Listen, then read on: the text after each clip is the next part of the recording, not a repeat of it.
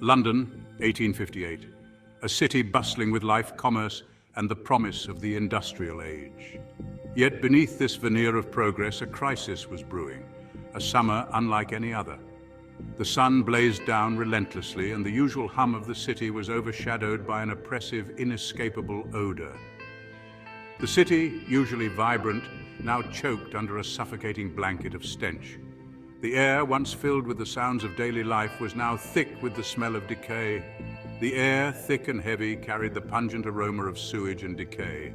It was a smell that clung to everything, seeping into homes, shops, and even the grandest buildings.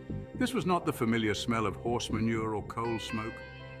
This was something far worse. It was a stench that spoke of rot and neglect, of a city overwhelmed by its own waste. It was the Great Stink, a crisis that would come to define the summer of 1858 and force London to confront its most pressing public health challenge. The River Thames, once a symbol of London's might, had become a fetid open sewer. Its waters, once teeming with life, were now a toxic brew of industrial waste and human excrement. Decades of industrial waste and human excrement had transformed its waters into a black, viscous sludge. The river, which had once been the lifeblood of the city, was now a source of disease and despair. The summer heat amplified the stench, turning the city into a miasma of disease and despair. The heat wave acted like a pressure cooker, intensifying the foul odors and making the air almost unbreathable. Daily life in London was disrupted. Businesses struggled to operate, and the streets, usually bustling with activity, were eerily quiet as people sought to escape the unbearable conditions. The wealthy fled to their country estates, seeking refuge from the unbearable odor. Those who could afford it left the city in droves, leaving behind the less fortunate to suffer in the sweltering, stinking metropolis. Parliament, located on the banks of the Thames, was almost forced to adjourn. The stench was so overpowering that lawmakers found it nearly impossible to conduct their business. Curtains soaked in carbolic acid did little to mask the stench. Desperate measures were taken, but nothing seemed to work. The smell permeated everything, a constant reminder of the city's dire situation. The very fabric of London life seemed to be unraveling under the assault of the Great Stink. It was a crisis that would not only challenge the city's resilience, but also spark a revolution in public health and sanitation. Engineers and scientists were called upon to find a solution. The crisis highlighted the urgent need for a modern sewage system. And it was this dire situation that led to the creation of one of the most ambitious engineering projects of the time. Enter Joseph Bazalgette, a visionary engineer who would design a comprehensive sewer network that would transform London. His work not only alleviated the immediate crisis, but also laid the foundation for modern urban sanitation. The construction of the new sewer system was a monumental task involving thousands of workers and years of labor. But it was a task that would ultimately save countless lives and restore the city to its former glory. The Great Stink of 1858 was a turning point for London.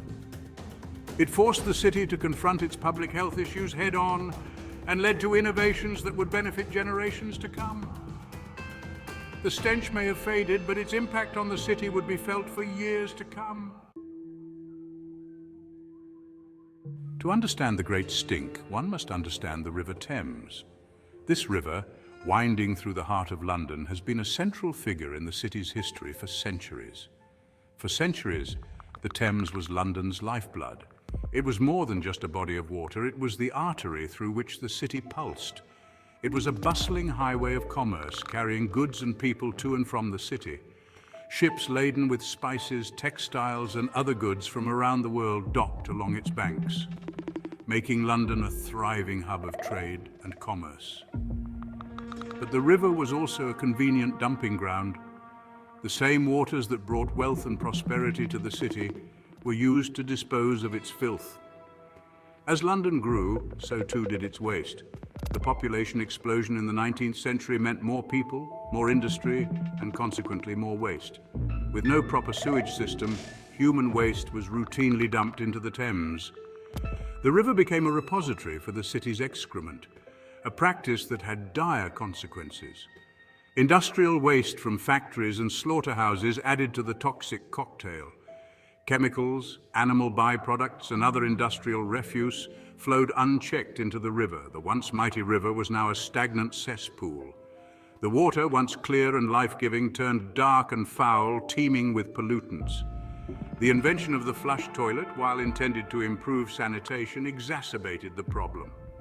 This modern convenience meant that waste was no longer contained in cesspits, but was instead flushed directly into the Thames. Instead of using cesspits, Londoners now flushed their waste directly into the Thames.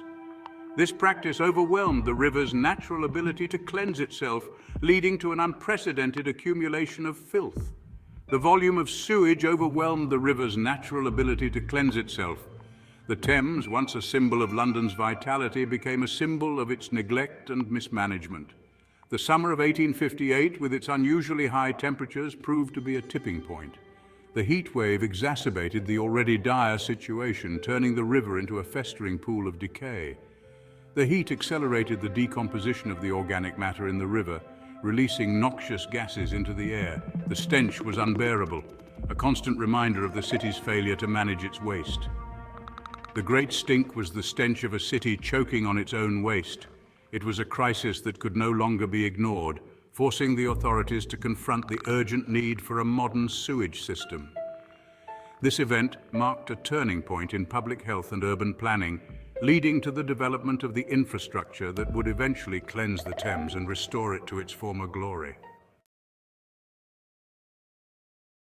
The Great Stink was more than just an unpleasant odor. It was a crisis that brought the city to its knees, a pungent reminder of the dire state of public health and sanitation in Victorian London. It was a stark reminder of the precarious state of public health in Victorian London.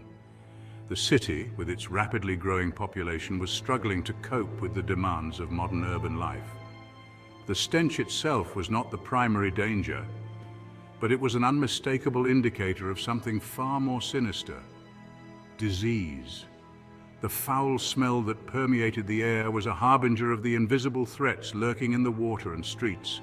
Cholera, a deadly waterborne illness, had already ravaged London in several outbreaks. Each wave of the disease left a trail of death and despair, with entire neighborhoods decimated by its swift and lethal grip. The link between sewage-contaminated water and cholera was becoming increasingly clear. Scientists and public health officials were beginning to understand that the city's inadequate sewage system was a breeding ground for the disease. The Great Stink, with its visible and olfactory reminders of the city's sanitation problems, stoked the fires of fear. The overwhelming smell was a constant reminder of the filth and decay that lay just beneath the surface of the bustling metropolis. Newspapers were filled with accounts of the miasma, the foul air believed to carry disease. The public was gripped by a sense of dread as the stench seemed to seep into every corner of their lives. Doctors, armed with little more than theories and rudimentary treatments, struggled to contain the panic.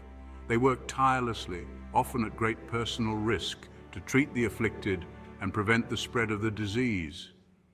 The fear of cholera, ever present in the minds of Londoners, intensified under the oppressive cloud of the Great Stink. The city's residents lived in constant fear, knowing that the next outbreak could strike at any moment, bringing with it untold suffering and death. Amidst this backdrop of fear and uncertainty, life in the metropolis continued. The streets were filled with the sounds of daily life, but beneath the surface, the city was a powder keg, ready to explode at any moment. Efforts to improve sanitation and public health were underway, but progress was slow. The Great Stink served as a catalyst for change, highlighting the urgent need for a modern sewage system and better public health measures. Visionaries and reformers such as Joseph Bazalgette emerged as champions of change. Their tireless efforts would eventually lead to the construction of a new sewage system, transforming the city and safeguarding the health of its residents. The legacy of the Great Stink is a testament to the resilience and ingenuity of the people of Victorian London. Through their determination and innovation, they overcame one of the greatest public health crises of their time, paving the way for a healthier and more prosperous future. The Great Stink was in many ways a consequence of London's own success. The Industrial Revolution had transformed London into a global powerhouse, attracting people from across the country in search of work and opportunity. But you see, this rapid urbanization had outpaced the city's infrastructure. London's population had exploded in the 19th century, but its sanitation systems remained woefully inadequate. The existing sewers, designed for a much smaller population, were overwhelmed. New housing developments often lacked proper sanitation altogether. The government, focused on industrial growth and expansion, had largely ignored the growing sanitation crisis. The prevailing attitude was that the stench was an unfortunate but unavoidable byproduct of progress. The Great Stink, however, forced them to confront the consequences of their neglect. The sanitation system, or lack thereof, in Victorian London, was a recipe for disaster. The city relied on a hodgepodge of outdated and ineffective methods for dealing with human waste. Cesspools, often overflowing, were commonplace. Night soil men collected waste from homes, but their efforts were insufficient and often unsanitary. The River Thames, already burdened by industrial waste, became the default dumping ground for human waste. Sewers, where they existed, often emptied directly into the river. The Thames was not just a source of drinking water, it was also the city's sewer. The lack of a centralized sewage system meant that responsibility for waste disposal was fragmented and poorly managed. Local authorities, often corrupt and inefficient, lacked the resources and the will to address the problem. The Great Stink exposed the dire consequences of this neglect.